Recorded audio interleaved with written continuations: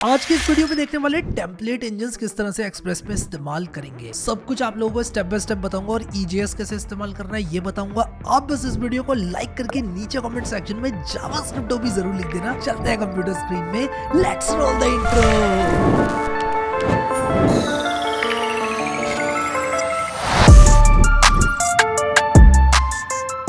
तो आज के वीडियो में बहुत ही ठंडे दिमाग से समझेंगे कि टेम्पलेट इंजन क्या है। तो मैं वीडियो 92 बना देता हूँ यहाँ पर जल्दी से, और एक एक्सप्रेस ऐप बनाऊंगा बहुत ही तेज़। मैं यहाँ पर सिंपली जो भी कमांड्स लिखूंगा, अगर आपको समझ में नहीं आए तो आप लोग सिग्मा की जो प्लेलिस्ट है उसको एक्सेस कर लेना, क्योंकि भाई मैं तो यहाँ पर लिखूंगा npm init -y और इसके बाद मैं npm i express लिखूंगा। और अगर आपने ये कहा कि मुझे नहीं आता है और express@4 क्यों लिख रहे हैं ये नहीं पता आपको, तो you are better off going to this playlist and accessing it and watch it from the starting, ठीक है। क्योंकि भाई ऐसे नहीं होगा। अब मैं यहाँ पर क्या करूँगा कि एक ऐप बनाऊँगा अपनी, मान लो मैं index.js बनाता हूँ या main.js बनाता हूँ और एक्सप्रेस की बॉयलर प्लेट ले आऊँगा। तो मैं एक्सप्रेस JS की साइट पर जाऊँगा और एक्सप्रेस का जो हेलो वर्ड है वो हम कॉपी करेंगे। ये सब मैं कॉपी करके रख भी सकता था, बट अगेन यार थोड़ा कुछ चीज़ें ना, जो बेसिक चीज़ें हैं वो बार बार होंगी ना तो ज़रा अच्छा लगता है, क्योंकि repetition is the mother of learning. तो कुछ चीज़ें रिपीट भी करनी चाहिए। बहुत सारे लोग पूछते हैं बार बार क्यों कर रहे हो ये सब। Repetition is the mother of learning यार। आप लोग थोड़ा देखोगे ना तो इतना ज़्यादा टाइम भी नहीं जाएगा आपका कि यार npm init जो नया है उसको npm init -y भी बार बार देख के याद हो जाएगा। तो देखो यार, लोकल होस्ट 3000 पर हेलो वर्ड आ गया है, लेकिन आज का मुद्दा हेलो वर्ड का नहीं है। आज का मुद्दा ये है कि भाई धांसू वेबसाइटें कैसे बनाऊँ मैं। हाँ भाई, बहुत हो गई hello word hello word hello word, अब अच्छी वेबसाइट बनानी है। तो देखो यार, अगर आप getbootstrap.com पर जाओगे, getbootstrap.com पर, तो कुल मिलाकर आपको एक सस्ता तो नहीं कहना चाहिए यार, बहुत ज़्यादा हो जाएगा, बट मैं कहूँगा टाइम के हिसाब से, मतलब जो आपका टाइम का इन्वेस्टमेंट है उसके हिसाब से एक सस्ता तरीका वेबसाइट को बनाने का, कि यार आपको पता ही नहीं क्या चल रहा है। आपने क्या किया, बूटस्ट्रैप को कर लिया इंस्टॉल और कर लो आप लोग उसको यूज़ करना स्टार्ट, ठीक है। तो क्या करो, वैसे तो हमको तरीके से npm i bootstrap 5.3 ऐसे करना चाहिए इसको। आप इसके डॉक्स में जाकर समझ सकते हो कि कैसे इसको इंस्टॉल करना है, बट आई रिकमेंड कि, क्योंकि इसको आप अगर लॉन्ग टर्म तक यूज़ नहीं करो, कर भी सकते हो, ये अच्छी चीज़ है। मैं आज भी करता हूँ बूटस्ट्रैप का इस्तेमाल, प्राउडली मैं कह रहा हूँ ये बात। अब बूटस्ट्रैप की वेबसाइट पे जाकर आप लोग डॉक्स पर क्लिक करो। डॉक्स पर क्लिक करने के बाद आप लोग को क्या करना है कि ये वाला कोड कॉपी करना है। देखो मैं कौन सा वाला कर रहा हूँ, जिसमें बूटस्ट्रैप की CSS भी है और बूटस्ट्रैप की यहाँ पर जावास्क्रिप्ट भी है। ये दोनों चीज़ें मैंने कॉपी किया और मैं यहाँ पर एक टेम्पलेट्स नाम से फोल्डर बनाऊँगा और इसके अंदर मैं क्या करूँगा, एक फाइल बनाऊँगा और उसका नाम रखूँगा index.html। तो यहाँ पर मैं पेस्ट कर दूंगा इस HTML को, और जस्ट अगर इस HTML को मैं प्रीव्यू करना चाहूँ तो देखो मेरा प्रीव्यू दिख रहा है और ये इस तरह से आ रही है, देखो /template/html, मतलब कि ये जो फॉन्ट आप देख रहे हो ये मतलब मेरा बूटस्ट्रैप चल रहा है। कुल मिला के बात ये है। अब मैं आपको बूटस्ट्रैप की खासियत बताता हूँ। बाय द वे ये दूसरा सर्वर चल रहा है, मैं बता दूँ, ये एक्सप्रेस का सर्वर नहीं है मेरा। मैंने यहाँ पर इस एक्सटेंशन का प्रीव्यू किया है, लाइव प्रीव्यू का, मतलब कंफ्यूज मत होना, ठीक है। मैं इसको स्टॉप कर दूंगा, जो सर्वर लाइव प्रीव्यू का चल रहा है उसको ऑटोमेटिकली इसने 3001 पोर्ट इस्तेमाल करना शुरू कर दिया। बट मैं आपको ये बताना चाहता हूँ कि आप यहाँ पर इसके कंपोनेंट्स में जा सकते हो। आप यहाँ पर जा सकते हो बटन्स में, देखो अलग अलग तरह के कंपोनेंट्स हैं, अकॉर्डियन है, अलर्ट्स है, बैच है, मतलब नैव बार भी होता है, नैव बार, ये रहा नैव बार। तो मान लो मैं इसका नैव बार यूज़ करना चाहता हूँ तो मैं कॉपी कर सकता हूँ ये कोड और इसका नैव बार मुझे मिल जाएगा। तो ना थोड़ा कॉपी पेस्टिंग करके आप अच्छी वेबसाइट बना सकते हो बूटस्ट्रैप की सहायता से, ठीक है। लॉन्ग टर्म में मैं रिकमेंड नहीं करता हूँ कि यार अगर आप एक ऐसे वेब डेवलपर, देखो यार हमने इतना कुछ सीखा, अगर आप लोग ये चाहते हो कि यार सिर्फ इससे काम हो जाए तो नहीं, इससे काम नहीं होगा, हम और भी टेक्नोलॉजी सीखेंगे, बट कॉपी पेस्ट के हिसाब से सही है। देखो यार आपने नैव बार का कोड कॉपी किया, आपका नैव बार आ गया यहाँ पर। मैं इसको रीसेट करता हूँ तो देखो ये नैव बार मिल गया आपको फ्री में, ठीक है। इसका ज़्यादा हमने CSS नहीं लिखा, कुछ कोड नहीं लिखा, ये सारी फंक्शनैलिटी हमें मिल गई। तो एक बेसिक सी अच्छी वेबसाइट बनाने के लिए बूटस्ट्रैप एक बहुत अच्छा फ्रेमवर्क है, मैं आपको बता दूं। तो मैं इसका भी इस्तेमाल करूँगा और मैंने इसकी HTML यहाँ से उठा ली है और ये खुद से अपनी जावास्क्रिप्ट जो है CDN से लेकर आ रहा है, सब कुछ ये खुद कर रहा है, ठीक है। तो ये टेम्पलेट्स फोल्डर के अंदर मैंने ये डाल दी है। अब मैं चाहता हूँ कि index.js में जब मैं स्लैश पे जाऊँ तो हेलो वर्ड ना आए, ठीक है। क्या ना आए, हेलो वर्ड ना आए, और हेलो वर्ड ना आए और उसी के साथ साथ ये आ जाए हेलो वर्ड, वो भी मेरी index.html से। समझे मैं क्या कह रहा हूँ? नहीं समझे आप, मैं दोबारा बताता हूँ। देखो यार, अभी क्या है कि हमारा फोल्डर स्ट्रक्चर कुछ इस प्रकार से दिख रहा है कि भाई नोड मॉड्यूल है, ठीक है, पैकेज.json है, वो भी आपको पता है क्या है, लॉग भी पता है क्या है, index.js हमने बनाई, टेम्पलेट्स हमने बनाई, उसमें index.html डाली। अब हम क्या कर रहे हैं, हम कह रहे हैं भाई देखो index.js में जब स्लैश पर जाओ तो सर्व करो, क्या सर्व करोगे, index.html सर्व करो। तो अगर मैं यहाँ पर कह दूँ सेंड फाइल और मैं यहाँ पर कह दूँ टेम्पलेट्स की स्पेलिंग सही लिखी है मैंने, /index.html, ठीक है। क्या होगा अगर मैं ये करूँगा तो मैं इसको रीलोड करता हूँ और मैं नोडमॉन का प्रयोग क्यों नहीं कर रहा हूँ भाई, क्या हो गया आज मुझे नोडमॉन का प्रयोग करना है भाई। नोडमॉन से क्या होगा कि सर्वर ऑटोमेटिकली रीलोड हो जाएगा। तो क्या होगा, इसको रीलोड करूंगा मैं तो एरर आएगा, क्योंकि ये कह रहा है भाई देखो रूट को तो स्पेसिफाई करो भाई, रूट को स्पेसिफाई क्यों नहीं कर रहे हो, कहाँ से। तो मैं कहूँगा भाई रूट क्या है अंडरस्कोर डर नेम, ठीक है। और अब मैं ये करूँगा तो आप देखो इसको मैं रीलोड करूँगा तो यहाँ पर ये बूटस्ट्रैप डेमो वाली फाइल सर्व हो रही है, बहुत बढ़िया बात है, ठीक है। ये res.send फाइल हो रही है। अब मान लो मैं चाहता हूँ कि यहाँ पर एक वेरिएबल है, मान लो मैंने डेटाबेस से कुछ क्वेरी किया, मैं निकाल के लाया डेटाबेस से कुछ, कैसे निकालेंगे सब बताऊंगा आने वाले टाइम में, वो भी बताऊंगा। बट अभी के लिए ये मान लो कि मैंने डेटाबेस से कुछ निकाला और यहाँ पर मेरे पास वो आ गया। क्या आ गया मेरे पास एक तो साइट नेम आ गया, ठीक है। मान लो ये डेटाबेस से आया मेरे पास, मैं साइट नेम लिख देता हूँ SITENAME = मान लो मैं इसका नाम लिख देता हूँ एडिडास, ठीक है। मान लो ये मेरा साइट नेम आ गया। फिर मेरे पास एक आ गया सर्च टेक्स्ट, मान लो लेट सर्च टेक्स्ट = और मान लो सर्च टेक्स्ट है मेरा सर्च नाउ, ये मेरा सर्च टेक्स्ट है। अब ये क्या है मैं आपको बताऊंगा। मान लो ये दो वैल्यूज में डेटाबेस में से निकाल के लाया, मैं इस टेम्पलेट के अंदर कैसे डालूं, क्योंकि भाई मैं तो हर राउट के लिए हो सकता है अलग अलग चीज़ों को फेच करूं। आप इसका एग्जांपल छोड़ दो, आप ले लो एग्जांपल ब्लॉग का। मान लो मैं यहाँ पर एग्जैक्टली सेम एंड पॉइंट बना रहा हूँ, ठीक है। मैंने यहाँ पर आपको बताया था कि किस तरह से आप एक स्लग नाम का, मान लो मैं कहता हूँ /blog/slug, और फिर आप यहाँ पर जो स्लग है उसके करस्पॉन्डिंग मान लो ब्लॉग टाइटल और ब्लॉग कंटेंट, मान लो ब्लॉग कंटेंट निकाल के लाते हो डेटाबेस में से, ठीक है। Blog title Adidas why and when, ठीक है। मान लो ये टाइटल है ब्लॉग का और ये मान लो टेक्स्ट है कि it's a very good brand, ठीक है। मान लो मैं रैंडम लिख रहा हूँ, ठीक है। तो कैसे आप इस फाइल के अंदर, मान लो हमारे पास blog post.html नाम की एक फाइल है, किस तरह से इसके अंदर डालेंगे वेरिएबल्स। और मैं चाहूँगा कि यार ब्लॉग टाइटल और ब्लॉग कंटेंट अलग अलग स्लग की वैल्यूज के लिए पॉपुलेट हो, यानी कि अगर मैं एक ब्लॉग पढ़ना चाह रहा हूँ तो इस ब्लॉग का टाइटल और कंटेंट आए और वो चला जाए इस टेम्पलेट के अंदर। समझ रहे हो बात को, प्रॉब्लम समझ रहे हो क्या सॉल्व करने की कोशिश कर रहे हैं हम इन वेरिएबल्स को इस टेम्पलेट में घुसाना चाहते हैं। कैसे घुसाएंगे भाई, मैं अलग अलग index.html थोड़ी ना बनाऊंगा, मैं अलग अलग blog post.html थोड़ी बनाऊंगा हर ब्लॉग के लिए। 1 लाख ब्लॉग होंगे, 1 लाख फाइल थोड़ी ना बनाऊंगा, नहीं। कैसे काम करेंगे फिर बताता हूँ आपको। सॉल्यूशन है टेम्पलेट इंजन, और इसी के साथ आता है नाम EJS का। EJS एक टेम्पलेट इंजन है। EJS को इस्तेमाल करने के लिए आप लोगों को npm इंस्टॉल EJS करना है सबसे पहले। चलो यार ये तो आसान दिख रहा है, करते हैं यार, करते हैं। चलो आ जाओ भाई, ये तो कर लूँगा मैं, कर लो भाई। npm इंस्टॉल EJS करेंगे, नोट मॉड्यूल्स में आ जाएगा, पैकेज जेसन में भी आना चाहिए। आएगा क्या, वाह यार आ गया, बहुत ही बढ़िया बात है, ठीक है। तो आ गया, बहुत अच्छा लगा। अब यहाँ पर आप इसकी डॉक्यूमेंटेशन पढ़ोगे तो कंफ्यूज हो जाओगे, क्योंकि हम इसको यूज़ कर रहे हैं एक्सप्रेस के साथ। तो आप कंट्रोल F मार के यहाँ पर एक्सप्रेस सर्च कर लो और यहाँ पर देखो कि using EJS with Express, this GitHub wiki page explains various ways of passing EJS options to Express. तो इसको हम खोलेंगे और यहाँ पर बताया गया है कि एक्सप्रेस के साथ कैसे यूज़ करना। मैं ये लिंक आप लोग को दे देता हूँ ताकि आप लोग को ये मेहनत ना करनी पड़े दोबारा। मैं ये डाल दूंगा index.js के यहाँ पर, ठीक है। जस्ट आप लोगों के रेफरेंस के लिए डाल रहा हूँ यहाँ पर, ठीक है।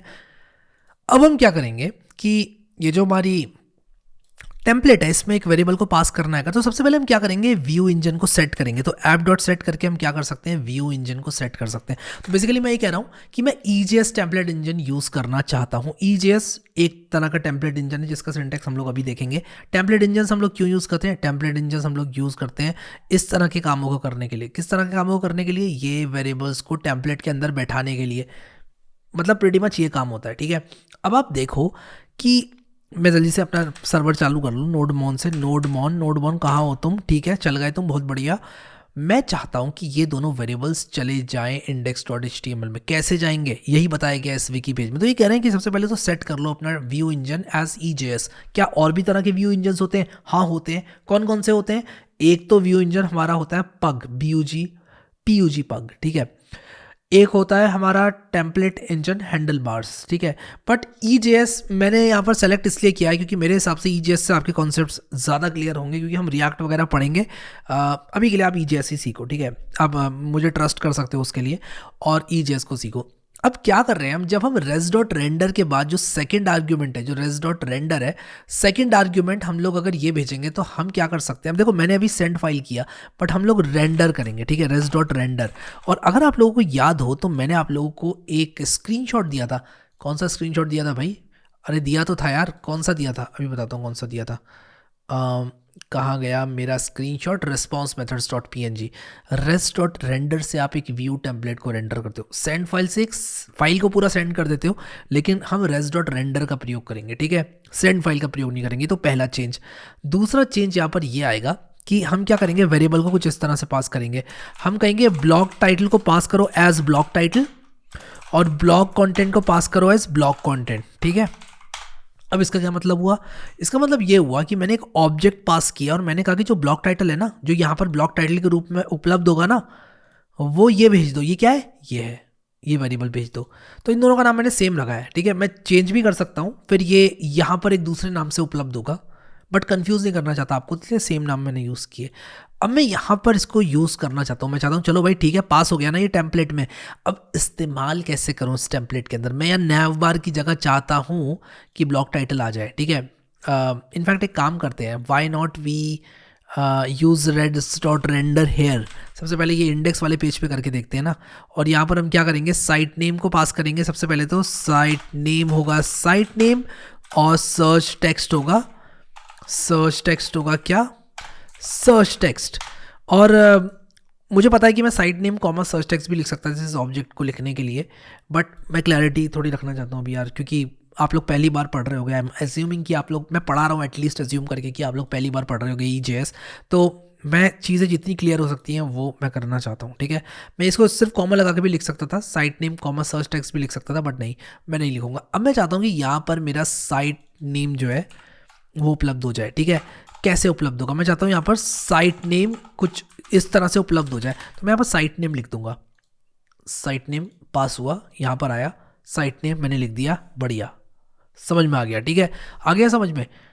तो यहाँ पर क्या ये साइट नेम लिख कर आएगा अब रीलोड करूंगा तो, और यहाँ पर लिखकर आ रहा है can not find module HTML। और ये एरर बेसिकली ये कह रहा है कि भाई EJS लगा लो, यहाँ पर EJS एक्सटेंशन से सेव करोगे इसको, ये अब HTML नहीं है, ये EJS है, ठीक है। और बेसिकली इस फोल्डर का नाम टेम्पलेट्स नहीं होता है, इसका नाम व्यूज़ होता है, तो इसको भी मैं ठीक करता हूँ यहाँ पर, और इसका नाम मैं व्यूज़ करूँगा। और इट्स वेरी नॉर्मल कि आप लोगों को ये सब चीज़ें याद नहीं रहेंगी जब आप over the period of time काम करोगे, दैट्स टोटली नॉर्मल।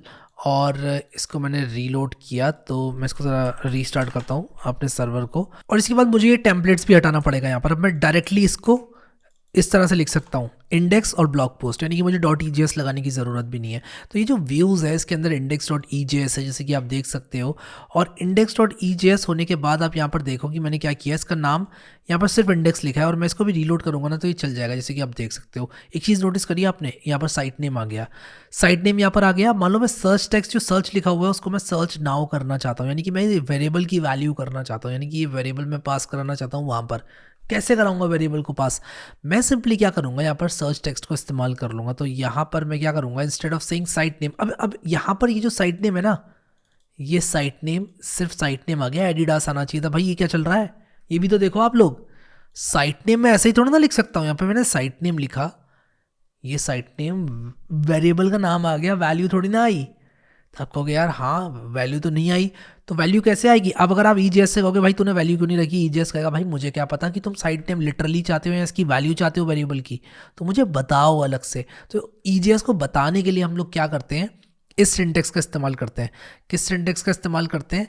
अरे इसका इस्तेमाल करते हैं, कुछ इस तरह से हम लोग वेरिएबल का नाम लिखते हैं। तो यहाँ पर मैं क्या करूँगा, साइट नेम लिख दूंगा, और अब क्या होगा, साइट नेम नहीं आएगा, साइट नेम की वैल्यू आ जाएगी। तो यहाँ पर ये लिखकर, यानी कि less than percent equals to और वेरिएबल का नाम, फिर परसेंट ग्रेटर देन, ये लिखकर मैं ये कह रहा हूँ कि साइट नेम जो वेरिएबल है उसका नाम जो है वो जो उसकी वैल्यू है उसको लिटरली यहाँ पर पुट कर दो। तो साइट नेम वेरिएबल की वैल्यू पुट होगी यहाँ पर। समझ गए आप लोग? आई होप समझ गए होगे यार। अब मैं चाहता हूँ कि ये जो सर्च लिखा हुआ है ये सर्च ना लिखा हो, बल्कि क्या लिखा हो, सर्च ना लिखा हो, लिखा हो यहाँ पर इस वेरिएबल की वैल्यू। तो मैं इस वेरिएबल की नाम को कॉपी करूँगा और यहाँ पर ले आऊँगा और मैंने ये लगाया, इसका मतलब मैं इस वेरिएबल का मैं सर्च टेक्स्ट नहीं चाहता हूँ, मैं सर्च टेक्स्ट की वैल्यू चाहता हूँ जो कि सर्च नाउ है। ठीक है, रीलोड करूँगा तो देखो सर्च नाउ यहाँ पर आ गया। अच्छा नहीं लग रहा है बट स्टिल सर्च नाउ है। ठीक है, मैं चाहूँ तो इसको सर्च ही रहने देता हूँ, यहाँ पर इसको सर्च ही रहने देता हूँ। यहाँ पर जो प्लेस होल्डर है उसकी जगह पर मैं सर्च टेक्स्ट लगाता हूँ, तो यहाँ पर सर्च नाउ आएगा लिखकर, आप देख सकते हो। तो वेरिएबल्स को मैं पुट कर सकता हूँ बेसिकली, एक्सप्रेस से लाकर टेम्पलेट्स में पटक सकता हूँ। यही काम होता है हमारी इन EJS टेम्पलेट्स का। इनफैक्ट मैं कहूँगा व्यू इंजन का यही काम होता है कि वेरिएबल्स को लाकर वेरिएबल्स की वैल्यूज़ को आप किस तरह से रेंडर करा सकते हो टेम्पलेट में, बिल्कुल उसी तरह होता है। अगर आपने फ्लास्क सीखा है कभी, फ्लास्क यही काम करता है। फ्लास्क क्या है, पाइथन का फ्रेमवर्क है। नहीं सीखा तो भूल जाओ, कुछ नहीं, ठीक है। बट अगर आपने पाइथन फ्लास्क या जेंगो सीखा है तो उसमें भी कुछ इस तरह के कॉन्सेप्ट्स यूज़ होते हैं, ठीक है। बट एक्सप्रेस में ये चीज़ ऐसे करते हैं। आई होप समझ में आ गई, आई होप मज़ा आया, आई होप क्लियर है, ठीक है। अब आप कहोगे क्या मैं पूरा अरे पास कर सकता हूँ, क्या मैं पूरा ऑब्जेक्ट पास कर सकता हूँ? बिल्कुल कर सकते हो। और उसी के लिए EJS के अंदर मैं आपको दिखाता हूँ, यहाँ पर EJS के अंदर उसी के बारे में लिखा हुआ है कि कैसे आप लोग फॉर लूप का इस्तेमाल करोगे, किस तरह से कस्टम डिलिमिटर्स का इस्तेमाल करोगे, किस तरह से आप लोग कैशिंग कर सकते हो, मतलब बहुत सारी चीज़ें आप लोग कर सकते हो। मान लो मेरे पास एक लूप है और मैं एरे है, मान लो मेरे पास एक ARR नाम से एक अरे बनाता हूँ मैं, और इसमें कुछ नंबर्स हैं 154 65 ये नंबर्स हैं, ठीक है। और मैं चाहता हूँ कि मैं ARR को पास कर दूँ। मैं सिर्फ ARR लिखकर भी पास कर सकता हूँ। ये कोई EJS का स्पेसिफिक सिंटेक्स नहीं है, ये ऑब्जेक्ट का सिंटेक्स मैंने इस्तेमाल किया है कि अगर मैं ऑब्जेक्ट का सिर्फ यहाँ पर की भी लिख दूँ ना और की वैल्यू सेम है तो ARR खुद बन जाता है, ठीक है। तो ये बात मैंने आप लोगों को बता रखी है ऑलरेडी इस कोर्स के अंदर। तो मैं क्या करूँगा, ARR को यहाँ पर प्राप्त कर लूँगा और मान लो मैं चाहता हूँ कि ड्रॉप डाउन के अंदर जितने भी ये एलाइज बने हुए हैं ना वो एरे की वैल्यूज से बने। अब आप कहोगे कि ये इसका क्या मतलब हुआ, तो देखो मैं यहाँ पर क्या करूँगा, मैं यहाँ पर EJS की कोई एक्सटेंशन देखता हूँ यार, कोई ना कोई एक्सटेंशन EJS की इंस्टॉल करूँगा जिससे कि यहाँ पर EJS स्निपेट्स, मान लो मैं ये वाली इंस्टॉल करता हूँ, EJS लैंग्वेज सपोर्ट, बढ़िया। अब यहाँ पर हम क्या कर सकते हैं, स्निपेट्स वगैरह यूज़ कर सकते हैं और यहाँ पर हमें ये एमिट में EJS HTML करना पड़ेगा। बट अगेन अगर मैं यहाँ पर EJS लिखूँ तो क्या ये मुझे दे रहा है? हाँ दे रहा है, ठीक है। तो EJS लिखूँगा तो ये इस तरह से मुझे ओपनिंग क्लोजिंग टैग्स दे देगा, तो मेरे लिए थोड़ा आसान हो जाएगा, ठीक है। तो अगर मैं यहाँ पर लिख दूँ ARR 0, ठीक है, अगर कुछ इस तरह से लिख दूँ ARR 0 तो क्या मुझे ARR 0 की वैल्यू मिलेगी यहाँ पर? तो यहाँ पर अगर मैं चाहता हूँ कि ये रेंडर करे तो मुझे एक इक्वल्स टू लगाना पड़ता है, क्योंकि अगर आप लोग EJS की डॉक्यूमेंटेशन पढ़े तो यहाँ पर इन्होंने साफ साफ लिखा हुआ है कि अगर आप इक्वल्स टू लिखोगे तो आउटपुट करेगा वैल्यू इनटू द टेम्पलेट, ठीक है। तो ये थोड़ा सा यहाँ पर आप लोगों को चीज़ें याद रखनी पड़ती हैं सिंटेक्स को लेके EJS के। और अभी मैं इसको रीलोड करूँगा तो ये यहाँ पर चल जाएगा, ठीक है। तो मैं इसको रीलोड करूँगा तो मैंने यहाँ पर वैल्यू इज साइट नेम कर दिया था, और अगर मैं इसको वैल्यू इज़ ARR 0 कर दूँ तो ये ARR 0 जो है वो मुझे मिल जाएगा, ठीक है। तो वैल्यू इज़ हे आ गया, ठीक है, क्योंकि ARR 0 को मैंने हे कर दिया, यहाँ पर इसको 54 कर दिया, इसको 65 कर दिया है। तो बेसिकली क्या है कि EJS में 100 बात की एक बात ये है, यहाँ पर एक जावास्क्रिप्ट वेरिएबल था, अब वो यहाँ प्राप्त हो गया, बस इतना ही है। और इसके साथ साथ थोड़ा बहुत एडवांस सिंटेक्स है जो कि आप लोग देख सकते हो यार, ठीक है, तो वो देख लेना आप। और बस इतना ही यार, मैं ज़्यादा EJS को नहीं बताने वाला इस कोर्स के अंदर। ये पेज है, इसको पढ़ो, सारे एग्जाम्पल्स हैं, करके देखो, ठीक है, आ जाएगा आपको। और ये सारी चीज़ें बहुत आसान है, आप लोग खुद से करो। और इसमें पार्शियल्स का कॉन्सेप्ट भी होता है। एक पार्शियल का कॉन्सेप्ट आप लोगों को जल्दी से बता देता हूँ कि अगर मेरे पास यहाँ पर मैं इंक्लूड करना चाहता हूँ किसी भी एक टेम्पलेट को, मान लो मैंने एक हेडर बनाया हुआ है। अब जैसे मैंने ये हेडर बनाया, नैव बार बनाया, इस नैव बार का मैं एक कंपोनेंट बनाना चाहता हूँ और मैं चाहता हूँ कि यार ये जो मेरा नैव बार है ना, मैं नैव बार .EJS करके कुछ इस तरह से अलग करना चाहता हूँ, तो मैं इस नैव बार को अलग कर सकता हूँ और फिर यहाँ पर यूज़ कर सकता हूँ हर पेज पे। तो मैं कैसे यूज़ करूँगा, मैं ये इंक्लूड सिंटेक्स का इस्तेमाल करूँगा। मैं कहूँगा कि यार देखो ऐसा है ना कि जो नैव बार है उसको इंक्लूड कर लो, ठीक है। तो मैंने कहा नैव बार को इंक्लूड कर लो, और अगर मैं इसको रीलोड करूँगा तो यहाँ पर जो है नैव बार आ चुका है। अगर मैं ये हटा दूँ, यहाँ पर ये नहीं होता अगर, ठीक है, तो क्या ये नैव बार शो होता? ये नैव बार शो नहीं होता, ठीक है। तो आप देख सकते हो कि ये नैव बार शो हो रहा है इसीलिए क्योंकि मैंने इसको इंक्लूड किया हुआ है, इतना ही है बस, ठीक है। अब मान लो मैं इस नैव बार के अंदर कुछ वेरिएबल्स को कस्टमाइज़ करूँ, जैसे मान लो मैं ये साइट नेम जो है इसको भी कस्टमाइज़ करना चाहूँ, मान लो मैं साइट नेम इस पर भेजूँ कुछ और, तो मैं साइट नेम को ओवरराइट कर सकता हूँ। या फिर मान लो मैं जो साइट नेम है, या फिर मैं एक काम करूँगा, इसको मैं ब्रांड कर देता हूँ कुछ इस तरह से। तो मैं ब्रांड वेरिएबल यहाँ से भेज सकता हूँ। तो मैं कह सकता हूँ कि भाई देखो इंक्लूड करो नैव बार को, और ब्रांड हो जाएगा हैरी, ठीक है। तो अगर मैं अभी इसको रीलोड करूँ तो यहाँ पर हैरी आ जाएगा। तो मतलब मैं अपने वेरिएबल्स को भेज सकता हूँ। मैं साइट नेम नाम के वेरिएबल को ओवरराइड भी कर सकता हूँ। तो अगर मैं यहाँ पर इस तरह से लिखूँ साइट नेम, और मैं इसको फिर ओवरराइड करने की कोशिश करूँ, मैं आपको दिखाता हूँ। साइट नेम पहले एडिडास था, लेकिन मैंने उसको हैरी कर दिया। लेकिन अगर मैं यहाँ पर ओवरराइड ना करूँ, ये चीज़ ना लिखूँ, ठीक है, तो क्या होगा, तो यहाँ पर साइट नेम एडिडास ही आएगा। तो ये करके देखना पड़ेगा आपको, देख के समझ में नहीं आएगा। अगर आप रज़ाई में मोबाइल डाल के नीचे देख रहे हो लेट के, या अगर गर्मी चल रही है तो एसी चला के जो है टांगे फैला के देख रहे हो अगर आप लोग, तो भाई ऐसे नहीं होगा, ठीक है, नहीं होगा। ऐसे आपको करना पड़ेगा कोड यार, ऐसे थोड़ी होता है कोई। तो जब तक लेके नहीं बैठोगे, काम करोगे नहीं भाई, मैं गारंटी दे रहा हूँ कुछ नहीं होगा, ठीक है। तो मत कहना मेरे से कि यार समझ में नहीं आया और ये वो, करना पड़ेगा भाई, लेवल बढ़ रहा है। अभी रिएक्ट करेंगे, नेक्स्ट जेएस करेंगे, लेवल बढ़ेगा तो करना पड़ेगा ना यार। तो इस तरह के बहुत सारे पार्शल्स आप लोग लगा सकते हो। अब ये नैव बार और फुटर में कहीं भी इंक्लूड कर सकता हूँ। इसी तरह से मैं फुटर भी बना सकता हूँ। ये नैव बार और फुटर मैं अपने हर पेज पे, जैसे कि मेरा होम पेज है, अबाउट पेज है, ब्लॉग पेज है, सब पे इंक्लूड कर सकता हूँ। ये आइडिया होता है ईजेएस का। बाकी आप लोग करके देखो, स्टैक ओवरफ्लो रीड करना सीखो। चैट जीपीटी भैया से पूछो भाई, चट्टोपाध्याय से का इस्तेमाल क्यों नहीं करते हो आप लोग? चैट जीपीटी से पूछो। चैट जीपीटी से आप लोग पूछोगे अगर, तो काफ़ी चीज़ें आप लोगों को पता चलेंगी।